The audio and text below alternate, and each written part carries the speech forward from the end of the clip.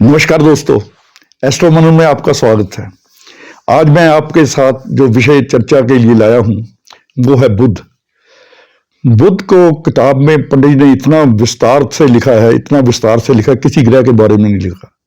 वैसे तो उन्होंने 9 ग्रहों के ही शुभ अशुभ हालत जो फलित लिखा है वो बहुत शानदार और बड़ा विस्तृत है, मगर बुध का जो बुध पे उन्होंने लिखा है वो सब ग्रहों से बहुत ज्यादा लिखा है। हम वैसे भी जब गुरु जी से मिलने जाते थे तो जब भी कोई कुंडली देखते थे सबसे पहले वो बुध को देखते थे कि बुध कैसा है, क्योंकि बुध बुध यानी कि आदमी की बुद्धि, ये आदमी की बुद्धि कैसी है और ये कैसे काम करेगा, या इसकी कुंडली उसके बुध के अनुसार कैसे काम करेगी। क्योंकि बुध को इतना उन्होंने महत्व दिया। मैं आज आपसे उनकी इसी बुध की चर्चा करने वाला हूँ। बुध जो पंडित ने 5 किताबें लिखी हैं, लाल किताबें, 1939, 40, 41, 42 और 1952। तो जो पहली किताब है 1939 वाली, वो उन्होंने सामुद्रिक पे लिखी है कि ग्रहों से या हस्तरेखाओं से ग्रहों की पहचान, उसको मैंने नहीं इसमें लिया। बाकी 4 किताबों का जो निचोड़ है 40, 41, 42 और 52 वाली, उन चारों किताबों से कुछ कुछ थोड़ा सा निचोड़ निकाल के मैंने ये कुछ नोट्स बनाए थे, या कुछ जो गुरुजी बोलते थे उनके लिए जो मेरे नोट्स बने हुए हैं वो मैं अपने साथ लेके बैठा हूँ। आज मैं आपसे चर्चा करूंगा बुध। बुध इतना वजनदार ग्रह, उसको उन्होंने सबसे छोटा ग्रह, सबसे नाजुक ग्रह, मगर पंडित जी ने इसे शक्तिमान का नाम दिया कि बुध सबसे ज्यादा शक्तिमान है। तो इसकी इष्ट है जो दुर्गा माँ है, दुर्गा भगवती इनकी इष्ट है बुध की। तो इसलिए जो बुध है उन्होंने इतना महत्व दिया है इसे कि इतना कमजोर, इतना छोटा ग्रह होते हुए भी, युवराज भी कहा है इसे, नाजुक भी कहा है, नपुंसक भी कहा है, मगर सबसे बलशाली ग्रह पंडित जी इसे बोलते थे। तो मैं वो नोट लेके बैठा हूं। और वो कहते थे कि ये अकेला बुध सब ग्रहों पे भारी है, अकेला बुध सब पे भारी, ये कई बार गुरुजी अपने मुंह से बोलते थे। तो आज फिर शुरू करते हैं इसी बुध पे चर्चा। पहले बुध का परिचय दूंगा आपसे। बुध ग्रह है क्या और बुध से हम क्या क्या देखते हैं। बुध से हम हरियाली, व्यापार, बुआ, बेटी, बहन, साली, भतीजी, बांस, घड़ा, ढोलक, मूंग जो दाल खाने वाली होती है, ढाक का पेड़ जिसके वो दोने और पत्तल भी बनते हैं, दांत, नाड़ियां, पाइप, जुबान, बोली हमारी जो भाषा है, हलवा कद्दू जो पीला होता पका हुआ अंदर से खाली हो जाए वो भी बुध है, और पेठा हरा जिसकी मिठाई बनती है वो भी बुध है।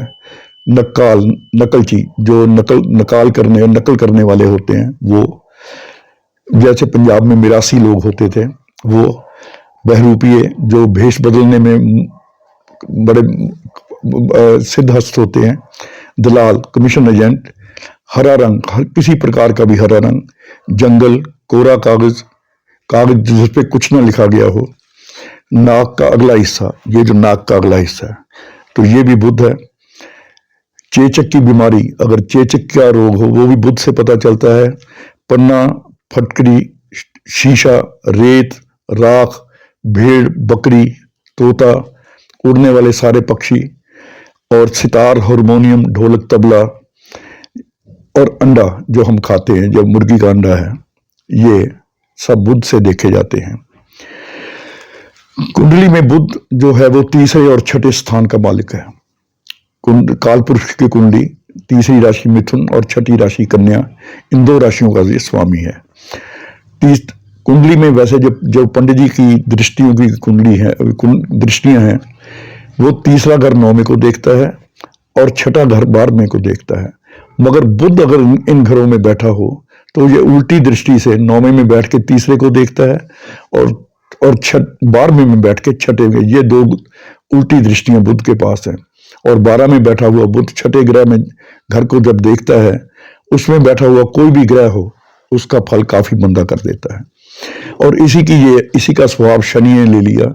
जब शनि बुध के घर छठे में बैठता है तो वो भी उल्टी दृष्टि से दूसरे भाव को देखने लग जाता है। तो ये बुध की ताकत का पैमाना है कि इसके घर में शनि जैसा बलशाली ग्रह बैठ के भी इसकी अर्ध ले लेता है, उल्टी दृष्टि से दूसरे घर में देखता है। अब मैं कुछ वो पंडित ने जो अपनी शायरी में बुध का वर्णन किया है, तो उसको बताता हूं, उसमें सारा ही ये आपको क्लियर हो जाएगा उन्होंने बुद्ध के लिए क्या क्या लिखा है। कहते उलट पांव चमगादड़ लटका छुपी शरारत करता हो। चमगादड़ जो होते हैं पेड़ पे उल्टा लटकते हैं, वो जो मैंने अभी आपसे बात किया कि उल्टी दृष्टि से नौवें में तीसरे में देखता है, जबकि तीसरा नौवां ग्रह तीसरे को नहीं देखता, तीसरा नौवें को देखता है, छठा 12वें को देखता है, 12वां छठे को नहीं देखता। मगर इन दोनों घरों में बैठ के बुध उल्टी दृष्टि से अपने अपोजिट घरों को देखता है, जैसे चमगादड़ पेड़ पे लटका हुआ उल्टी दृष्टि से ऊपर देखता है। घर ये उल्ट पाम चमगादड़ लटका छुपी शरारत करता हो। घर पक्का जिस ग्रह का होगा वहां वहीं बन बैठता हो। अगर बुध अकेला हो किसी घर में बैठा हो तो उस घर के मालिक का नहीं, उस घर में जो ग्रह पक्का घर होता है, जिस ग्रह का पक्का होता है, उस जैसी हालत का वो बन जाता है। ये पक्के घर और घर के मालिक की वो मैं मिसाल आपको आगे दूंगा। 7 बुरे ग्रह सबसे मंदा भला भले से होता है। अगर किसी मंदे ग्रह के साथ बैठ जाए तो बहुत मंदा, और अगर भले के साथ बैठ जाए तो बहुत भला हो जाता है। चंद्र राहु का हो झगड़ा, बुध मारा खुद जाता हो। अगर कुंडली में चंद्र राहु आमने सामने या इकट्ठे हो जाए तो बुध ऑटोमेटिकली बहुत मंदा हो जाता है। बुध नजर जब रवि हो करता, दर्जा दृष्टि कोई हो, असर भला इन दो का होगा, सेहत माया याद दिमागी हो। सूर्य और बुध का मिलन हो जाए, या आमने सामने तो हो नहीं सकते, क्योंकि आमने सामने सिर्फ वर्षफल में जो लाल किताब का सिस्टम है उसमें हो सकते हैं, नहीं तो बुध सूर्य से 7 या एक घर आगे या एक घर पीछे रहता है। तो ये जो आमने सामने की दृष्टि है ये सिर्फ वर्षफल में होती है। अदरवाइज ये जब इकट्ठे हों, सूर्य बुध इकट्ठे हों, तो ये बुध बहुत भला हो जाता है और ये योग बहुत अच्छा हो जाता है। और इनके इकट्ठे होने से जो मंगल है वो नेक हो जाता है। मंगल कुंडली में कहीं भी बैठा हो, कैसे असर का भी हो, सूर्य बुध इकट्ठे हो तो मंगल ऑटोमेटिकली नेक हो जाता है। बुध चंद्र से हो जब पहले रेत जहर पानी भरता हो। अगर पहले घरों में बुध और बाद के घरों में चंद्र हो तो रेत जहर पानी भरता है, यानी कि कुंडली को खराब कर देता है। 3 चौथे 7 9 ग्रह बैठे राख हुए कुल जलता हो। अगर बुध चंद्र से पहले घरों में बैठ जाए, चंद्र बाद के घरों में हो, तो तीसरा चौथा और 9वें घर में बैठे हुए जो ग्रह होते हैं वो सारे खराब हो जाते हैं। शुक्र बैठा जब बुध से पहले, असर राहु का मंदा हो। अगर कुंडली में शुक्र पहले हो, बुध बाद के घरों में हो, तो राहु का असर मंदा हो जाता है। बुध पहले से शुक्र मिलते, केतु भला खुद होता हो। अगर बुध पहले घरों में हो, शुक्र उसके बाद के घरों में हो, तो जो केतु है वो ऑटोमेटिकली उत्तम हो जाता है। घर 2 4 या 6 में बैठा राजयोगी बुध होता हो। 2 4 या 6 में बुध अकेला बैठ जाए तो ये राजयोग क्रिएट करता है। 7वें घर में पारस होता, ग्रह 7 को तारता है। 7वें घर में अगर बुध बैठा हो, उसके साथ कोई भी ग्रह बैठा हो, उसको ये तारने का मतलब उसको बहुत शुभ कर देता है। 9 12 8 तीसरे 11 थूके कोड़ी बुध होता हो, यानी कि 3 8 9 12 और 11 में बुध को शुभ किताब ने शुभ नहीं लिखा हुआ। घर पहले 10वें घूमता राजा परिवार धन देता हो। पहले या 10वें घर में बुध हो तो बंदा जो व्यक्ति है राजा के समान होता है, मगर घुमक्कड़ होता है। घूमने फिरने का शौक या काम ऐसा जिसके लिए उसे यात्राएं खूब करनी पड़े। सिर का ढांचा या दांत हो, उसके अगला सिरा नाक होता है। रफ्तार आवाज हो, नाड़े या गर्दन बुध से देखे जाते हैं। सिर का ढांचा, सिर की गोलाई, दांत और उसके अगला नाक का अगला सिरा, आदमी की रफ्तार कैसे चलता है, आवाज कैसी है, नाड़ियां या गर्दन या अपनी गर्दन या जो शरीर की नाड़ियां हैं, ये बुध से देखे जाते हैं। शर्म, हया, अकल, सुराख भी होता है, यानी कि जो आदमी में शर्म और जो अकल होती है वो बुध से देखी जाती है। और किसी चीज में भी जो सुराख है वो भी बुध से देखा जाता है। इसीलिए कहा कि सुराख को जितना मर्जी खुरचो वो छोटा नहीं होता, वो बढ़ता ही जाता है। इसी प्रकार बुद्धि को से जितना काम लो बुद्धि उतनी बढ़ती है। इसका कहने का भाव ये था। बृहस्पति राहु 2 ताकतें नेक और बद, यानी कि बृहस्पति और राहु जब आपस में मिलते हैं, जब देखते हैं, तो मसनूई बुध, आर्टिफिशियल प्लेनेट बुध बन जाता है। यानी बुध में 2 एनर्जी काम करती हैं, बृहस्पति की भी और राहु की भी। बृहस्पति पीला, राहु नीला। पीला और नीला रंग अगर मिला दिया जाए तो हरा रंग बुध का बन जाता है। बृहस्पति राहु दो ताकतें, नेक और बद, इन दोनों का स्वभाव बुध में शामिल है। अकल का बीज नहीं, मगर अकल की नकल ही बुध का अंडा है। अकल का कोई बीज नहीं होता, मगर उसकी जो अकल की नकल करने की, अकल की जो नकल करता है उसे बुध का अंडा कहा गया है, जो कुंडली के खाना नंबर 9 में पैदा होता है। ग्रह कुंडली में खड़ा अंडा बुध 4-2-4-6 में होगा। खड़ा अंडा मतलब 2-4-6 में अगर बुध होगा, खड़ा अंडा, आप देखिए कभी अंडे को खड़ा करके तोड़ने की, जोर लगाने की कोशिश करो, टूटता नहीं। यानी कि जो बुध की पोजीशन है यहाँ बड़ी बेस्ट होती है। आदमी ऐसा अपने काम के लिए पूरा काम का जोर लगाने वाला होता है। लेटा हुआ अंडा बुध के कुंडली खाना नंबर 8-10 में होगा। 8 और 10 में अगर बुध हो तो खाना नंबर 8 और 10 में हो तो बुध लेटा अंडा, लेटा का मतलब नरमी लिए होता है, जिसका कुछ पता नहीं किधर घूम जाए। गंदा अंडा बुध कुंडली के खाना नंबर 12 में होगा, और बुध खाना नंबर 12 में अगर हो तो गंदा अंडा कि जो किसी काम का नहीं, तभी 12 नंबर के बुध को वहां हम इसे नीच भी कहते हैं। तो इसका जो वहां पे प्रभाव है वो सबसे बुरा लिखा है। और ये बुध ग्रह किसकी परछाई है? मगर ग्रह तो है, वहां कोई परछाई नजर नहीं आती, ग्रह भी नजर नहीं आता। तो ये बुध खाना नंबर 3 में होगा। बुध खाना नंबर 3 में हो तो इसकी परछाई का भी पता नहीं चलता। यानी कि 3 और 9 का बुध क्या कर दे कि इसको कोई नहीं पकड़ सकता। हर तीसरे घर के ग्रह यानी 1 और 3 कभी आपस में नहीं मिलते। कुंडली में खाना नंबर जो होते हैं, एक पहला तीसरे से, तीसरा 5वें से, 5वां 7वें से, ये आपस में नहीं मिल सकते, इसलिए असर भी अपना नहीं मिला सकते। लेकिन अगर बुध की नाली से मिल जाएं तो वह आपसी बुरा प्रभाव ना देंगे। अगर शुभ हो जाएं तो बेशक शुभ हो जाएं। अगर बुध की एक नाली का सिस्टम है, अगर बुध शुक्र से पिछले घरों में बैठा हो, जैसे 1 से तीसरा ग्रह खाना आपस में नहीं मिलता, ना उसके ग्रह मिलते हैं, मगर 1-3 में ऐसे आप पीछे बुध आगे शुक्र हो तो बुध का प्रभाव शुक्र में मिल जाएगा। तो ये भी जो ताकत है तीसरे घर में जाने की, ये बुध के पास ही है। शुक्र और बुध जब जुदा जुदा हो तो बुध जिस घर में बैठा हो और जो ग्रह उसके साथ बैठे हों, उन सब का असर शुक्र में मिला देगा। बुध अगर पिछले घर में बैठा है, शुक्र आगे के घर में है, तो बुध के साथ जो भी ग्रह बैठा होगा, बुध उसका भी असर शुक्र के साथ मिला देगा। यानी दोनों ग्रहों का असर मिला इकट्ठा माना जाएगा। फर्क सिर्फ ये है कि शुक्र अपने घर का असर उठाकर बुध बैठा होने वाले घर में नहीं ले जाता। फर्क ये है कि शुक्र अगर पीछे हो तो वो अपना असर बुध में नहीं मिला सकता, मगर ना बुध उस पर अपना असर मिला सकता है। मगर बुध अपने बैठे होने वाले घर का असर शुक्र में जा मिलाता है। बुध शुक्र इस तरह से असर मिलाने के वक्त भी यदि बुध शुक्र के बाद के घरों में बैठा हो तो बुध का अपना स्वयं का प्रभाव बुरा होगा। अगर बुध शुक्र से अगले घरों में बैठ जाए तो बुध का अपना स्वभाव भी बुरा हो जाता है।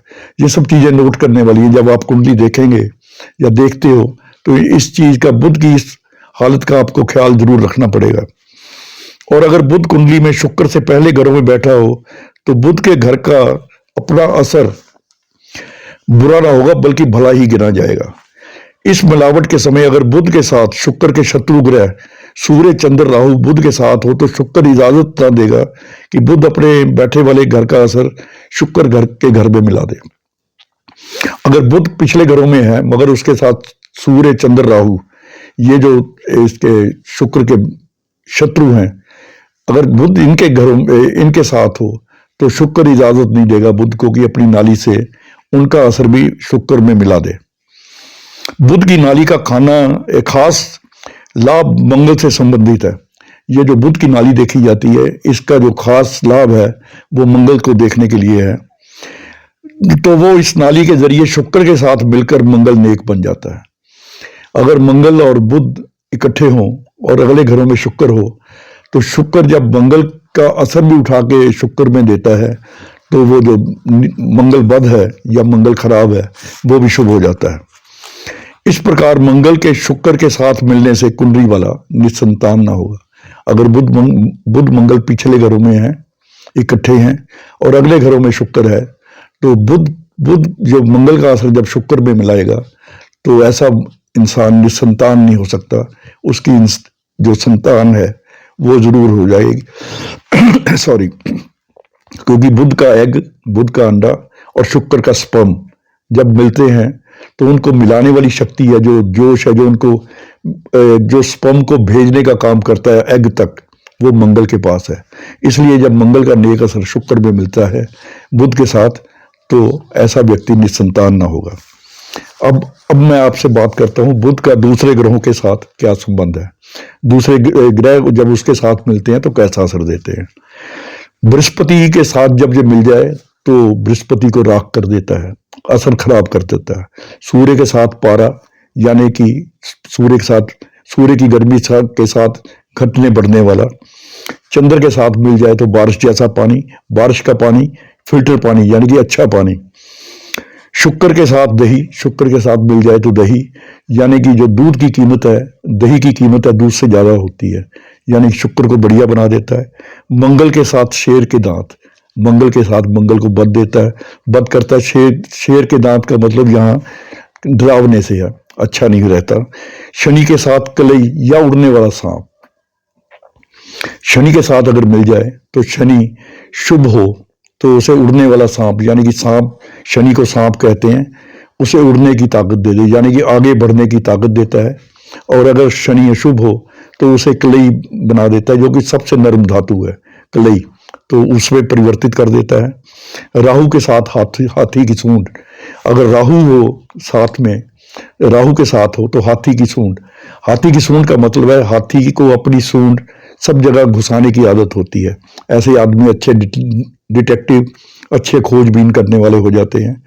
और केतु के साथ कुत्ते की दुम, कुत्ते की दुम कहा जाए, जो बुध केतु का जब इकट्ठे हो किसी कुंडली में भी, ऐसा आदमी ऐसे स्वभाव वाला होगा कि जिसका स्वभाव किसी प्रकार से भी कुछ ऐसी ही आदतों का मालिक होगा जिन आदतों को वो कभी नहीं छोड़ पाएगा। जैसे कुत्ते की दुम कहते हैं कि कब छोड़ देगा फिर उन्हीं के पीछे भागेगा। और बुध, राहु को सूंड और केतु व बुध इसलिए भी कहा गया है कि राहु अपने जहां बैठा हो वो अपना असर बुध में मिला देता है, मगर केतु है वो केतु अपना, क्योंकि केतु दुम पीछे होती है, सूंड आगे होती है, तो केतु का जो असर है वो बुध में नहीं मिलता। बुध बैठे होने वाले घर पर सिर्फ खाना नंबर 4 में राहु केतु का असर नहीं होगा, कि बुध जो ये राहु केतु हैं ये पाप ग्रह माने गए हैं। बुध का दायरा है जो खाली दायरा है, उसमें ये बुध राहु घूमते हैं, मगर खाने नंबर 4 में इनका कोई असर नहीं होगा। इसलिए बुध को वहां राजयोग माना है, क्योंकि चौथे घर में राहु और केतु पाप डा करने की कसम खा लेते हैं। तो इसलिए खाना नंबर 4 के अलावा बुध राहु का जो केतु और राहु का असर है वो हर एक खाने में बुध के साथ कंबाइन करके आपको देखना होगा। खाना नंबर 3 में परिवार पर भारी, अब मैं खानों की बात करता हूं। खाना नंबर 3 में परिवार पे भारी, खाना नंबर 8 में जानदार चीजों और जानों पे भारी। खाना नंबर 8 में जानदार चीजें यानी कि बहन, बुआ, भतीजी, बेटी, उनके लिए खराब, और जानों पर मंदा, और परिवार की जो और लोग हैं उनकी सेहत के लिए मंदा। खाना नंबर 11 में आमदनी की नाली में रोड़ा अटका दे, खाना नंबर 11 में ये जो होता है आमदनी में कभी कभी कमी लाता है, रोड़ा अटका दे। और खाना नंबर 11 में ये बृहस्पति की नकल करता है, वहां इसे कंठी वाला तोता कहा गया है। कंठी वाले तोते का मतलब जो तोता तभी वही तोते बोलते हैं या नकल करते हैं जिनके गले में लाल रंग की कंठी होती है। हरे रंग का पूरा कंप्लीट तोता हो वो बोलने में असमर्थ होता है। तो यहाँ ये बृहस्पति की नकल करने वाला तोता का मतलब ये आदमी अपने गुरु की नकल कर सकता है या बड़ों की नकल करता है अगर 11 खाना में हो। खाना नंबर 1, 2 और 4 में अमूमन मंदा ना होगा। बुध अगर खाना नंबर 1, 2 और 4 में है तो अक्सर मंदा फल नहीं देता। खाना नंबर 5 से 10 में हो, ये अगर 5 से लेकर 10 नंबर के खाने में हो तो वहां हर तरह से अच्छा होता हुआ भी आदमी को किसी न किसी प्रकार से ये भयभीत रखता है। बुध खाना नंबर 1, 2 और 9 से 12 में, खाना नंबर 1 या 2 में हो या 9 से 12 में हो, तो ये शनि को मदद देता है। 3 से 8 में सूर्य को मदद देगा। 3 से लेकर 8वें घर तक ये सूर्य की मदद करता है। और इन घरों में जब सूर्य की मदद करता है तो दौलत के लिए उम्दा। और वैसे 3 या 8 में जब बुध होता है, दौलत बुरी नहीं होगी और कई तरह की परेशानियां उसे हो सकती हैं। अब आते हैं इसका ग्रहों के संबंध से के साथ। जब बुध और राहु दोनों इकट्ठे हों, ये सबसे इंपॉर्टेंट काम है। बुध और राहु, ये अगर आप कुंडली देखते हैं तो वर्षफल में या कुंडली में ये कॉम्बिनेशन जरूर देखिए आप।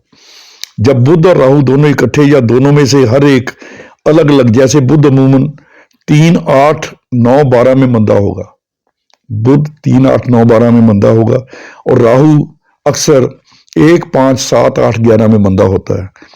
तो अगर इन दोनों में घरों में ये ग्रह आ जाए, बुध 3, 8, 9, 12 में और उसी वक्त राहु 1, 5, 7, 8, 11 में अगर दोनों बैठ जाएं, तो वहां पे उन्होंने लिखा है कि जेल खाना नहीं तो अस्पताल या प्रदेश का जीवन होगा, घर से दूर जाना पड़ेगा। कसूर या बीमारी चाहे हो ना हो, बेकार में तकलीफ और बेमानी मुंदे खर्च आम होंगे। ऐसी हालत में लोहे का बेजोड़ छल्ला शरीर पर मददगार होगा। अगर बुध खाना नंबर 3, 8, 9, 12 में है और राहु उसी वक्त, ये वर्षफल में अक्सर आते रहते हैं ऐसे, 1, 5, 7, 8, 11 में हो, तो उस वक्त अगर ये कोई दिक्कत आ रही हो तो बिना जोड़ का स्टील का छल्ला अगर आप उंगली में पहनते हैं तो उससे इसका जो बंदा असर है काफी हद तक दूर हो जाता है। बुध केतु के साथ, बुध का फल तो जैसे तेवे में बैठा वैसा ही होगा, मगर केतु का फल नीच या मंदा होगा। बुध और केतु के कॉम्बिनेशन में अगर बुध है, जिस घर में बैठा होगा वैसा ही फल देगा, मगर जो केतु है उसका फल नदारद, यानी कि बुध केतु के योग में संतान के लिए ये विशेष चिंतित होता रहता है इंसान। सूर्य के साथ बुध हमेशा उत्तम फल देता है, इसलिए ही वैदिक में बुध आदित्य योग का महत्व बताया गया कि बुध सूर्य के इकट्ठे होते हैं कुंडली में, तो इसलिए वो मतलब वहां पे बुध आदित्य राज योग बन जाता है। और इन दोनों के इकट्ठे से होने से, जैसे मैंने पहले बताया आपको, मंगल खुद ब खुद शुभ बन जाता है।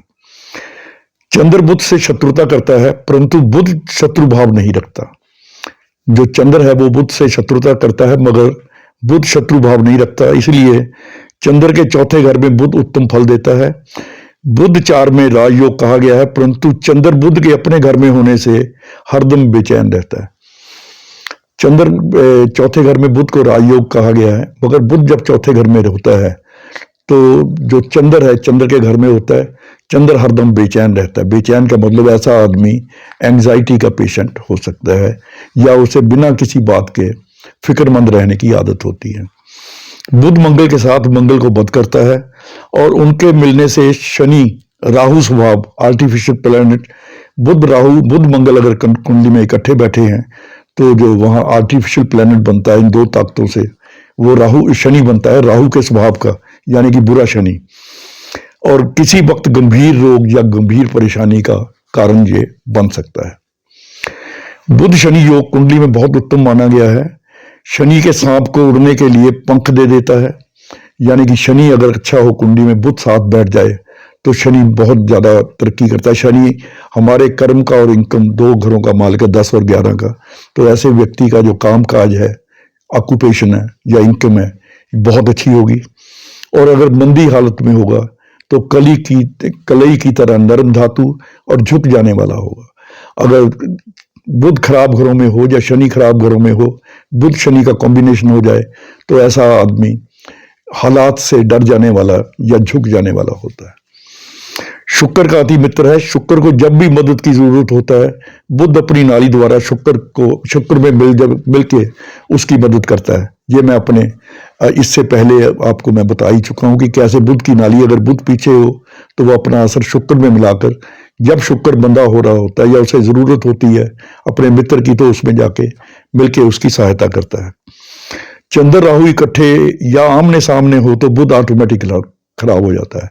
चंद्र राहु का योग हो तो बुध वहां खराब हो जाता है। और तेवे में चाहे उच्च का ही क्यों ना हो, चंद्र चाहे उच्च का और दूसरे घर में हो, चाहे राहु छठे घर में हो, तो मगर चंद्र राहु जब भी इकट्ठे होंगे तो कुंडली में बुध खराब माना जाएगा। चंद्र पहले घरों में, बुध बाद के घरों में, तो व्यापार बुद्धि उत्तम। अगर चंद्र पहले घरों में हो, उसके बाद के घरों में कुंडली में, यानी पहले घर होते 1 से 6, बाद के घर होते 7 से 12। पहले अगर बुध हो, बाद में चंद्र हो, तो ऐसे व्यक्ति का व्यापार और बुद्धि अति उत्तम होती है। बुध पहले चंद्र बाद के घरों में, तो बुध बर्बाद। व्यापार व रिश्ते, ऐसे व्यक्ति का व्यापार, बुद्धि और जो रिश्ते हैं, रिश्ते का मतलब बहन बुआ भतीजी के रिश्ते, जो बुध के रिश्ते हैं या आम रिश्ते हैं, उनमें खराबी देखने को आती है। बुध का व्यापार, बुध के व्यापार होते बुद्धि के काम, कोई भी काम बुद्धि से जो करते हैं, लेखक हैं, जैसे लेखक होते हैं, शायर होते हैं, कवि होते हैं। बुद्धि के काम, व्यापार, हुनरमंदी, दस्तकारी, जो हाथ से काम करने वाले लोग हैं, दिमागी बुद्धिमत्ता, लेखन, अभिनय के काम।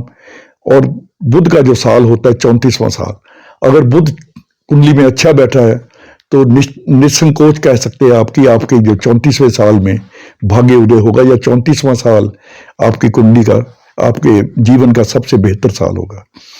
मंदे बुध की निशानी अब क्या है बताई गई कि बुध अगर मंदा हो तो अगर नए बने बनाए मकान में सीढ़ियां गिरा के दोबारा बनाई जाएं, सिर्फ सीढ़ियां बनाई जाएं, तो बुध खराब हो जाता है। और या बार बार तोड़ी जाएं। अगर किसी घर में ऐसी जरूरत पड़ जाए कि बार बार सीढ़ियां तोड़ के बनाई जा रही हों, तो इसका मतलब ये बुध मंदे की निशानी है। अकेला बुध निकम्मा तथा शक्तिहीन होगा। आपने देखा होगा कि बुध को नपुंसक ग्रह भी कहा गया है। यहाँ की इतना शक्तिमान होते हुए भी इसे नपुंसक क्यों कहा गया है? इसका मतलब ये है कि बुध कहीं भी अकेला बैठा हो तो उसमें वो शक्ति नहीं होगी जो ग्रह में होनी चाहिए। उस घर का फल देगा जिसका वो पक्का घर है। अब ये बात मैंने पहले बताई थी कि जैसे बृहस्पति के पक्के घर है 2, 5, 9, 12, अगर इन घरों में बुध बैठेगा तो वो बृहस्पति का फल देगा। 10, 11 ये शनि के पक्के घर हैं, तो 11 में बृहस्पति की भी पार्टिसिपेशन है, इसलिए 10 में ये शनि का फल देता है और 11 में ये बृहस्पति का फल देता है। चौथे घर में हो तो ये चंद्र का फल देगा, एक पहले घर में हो तो सूर्य का, 3, 8 में मंगल का और 7वें में ये शुक्र का फल देता है। अगर इन घरों में ये ग्रह बैठा हो अकेला, तो आप समझ सकते हैं कि जिन ग्रहों के ये पक्के घर हैं उसी ग्रह के अनुसार ये काम करता है। अब आते हैं इसके उपाय पे। अगर कुंडली में बुध खराब हो रहा हो तो उससे जो बीमारी अगर घर में आती हो और घर में कई सदस्यों का बुध खराब हो, जैसे मैंने बताया, आप देख लें, अगर कई सदस्यों का बुध खराब हो तो बकरी का दान करना, बकरी ऐसी जो दूध देती हो, कन्याओं का पूजन करना, या नाक छेदन बुध का सबसे बढ़िया उपाय बताया गया है। 120 घंटे के लिए नाक में चांदी की तार रखी जाए, नाक के इस साइड में या इस साइड में। इसमें बड़ा कंफ्यूजन है, कई कहते हैं कि बिल्कुल जहां से चोंच से करनी चाहिए, ऐसा नहीं, हमारे गुरुजी इस साइड से करवाते थे, तो मैंने कभी यहां से नीचे से नहीं करवाया। मैं भी यही रिकमेंड करता हूं इस साइड पे या इस। आपने देखा होगा जो जितनी भी स्त्रियां हैं ज्यादातर वो साइड से ही नाक छेदन कराते हैं, क्योंकि नाक बृहस्पति का होता है, अगला हिस्सा ये बुध का होता है। जब इसमें छेद करते हैं तो अगर बुध बृहस्पति इकट्ठे हों तो ये बुध उसको जहर देता है या उसको राख बनाता है। वो जो इसकी जो ताकत है बृहस्पति को खराब करने की, वो इस छेद के जरिए निकल जाती है। ये इसके पीछे जो इसका तर्क है वो ये है। फिटकरी से दांत को साफ करना, फिटकरी पाउडर लीजिए, फिटकरी का पाउडर बनाइए और उससे दांत साफ करना। ये भी व्यापार में अगर गिरावट आ रही हो उसको ठीक करता है। अगर घर के सदस्य बार बार बीमार होते हों तो पूरा पका हुआ पीला कद्दू लीजिए, जो अंदर से खाली हो, पका पिए, उसमें हरा रंग बुध का बिल्कुल नहीं होना चाहिए, पीला पका कद्दू, वो मंदिर में रखना चाहिए। अगर बीमारी घर से ना जा रही हो तो हर 3 महीने के बाद एक बार रख दिया जाए। तो ये मैंने आजमाया है कि बीमारी अगर पूरी ठीक ना हो तो दवाइयों पे जो खर्चा है आपका आधे से भी कम रह जाएगा। हरे रंग से परहेज और अंडे से परहेज। हरे रंग के कपड़े, हरे रंग की चादर, तौलिए जो आप पहनते हैं उनसे परहेज, और अंडा खाना, अंडे अंडे से विशेष परहेज करना चाहिए। तो ये मैं आज आपको बुद्ध के विषय में परिचय, वो सारा परिचय दिया बुद्ध का, जैसे पंडित जी हमें पढ़ाते थे। जो मैंने जो 4 किताबों से थोड़े थोड़े नोट निकाले हैं, कुछ पंडित जी के बताई हुई चीज़ें थी, वो मैंने आपके साथ डिस्कस की। अब इसमें वीडियो लंबा हो रहा है, अगले वीडियो में मैं किसी वीडियो में आपसे जिक्र करूंगा कि आपकी कुंडली में बुध कैसा है, उसका स्वभाव कैसा है, वो देखने का क्या तरीका है। और ये बुध का स्वभाव देखने का जो तरीका है वो मैं अगले वीडियो में बताऊंगा। बुध का स्वभाव वो थोड़ा सा गणित पे आधारित है, तो मैं आपको गणित के हिसाब से, किताब में कहीं गणित नहीं दिया हुआ, सारी किताब फलित की है, मगर बुध के स्वभाव को जानने के लिए तो पंडित जी को गणित की जरूरत पड़ी कि कैसे बुध का हम स्वभाव निकालें, बुध किस स्वभाव का है, किस ग्रह के स्वभाव का है, कैसा काम करेगा। ये मैं किसी अगले वीडियो में आपसे इसके बारे में चर्चा करूंगा। आज बस इतना ही, कल फिर किसी नए विषय के साथ या इसी विषय के साथ फिर मिलते हैं। नमस्कार।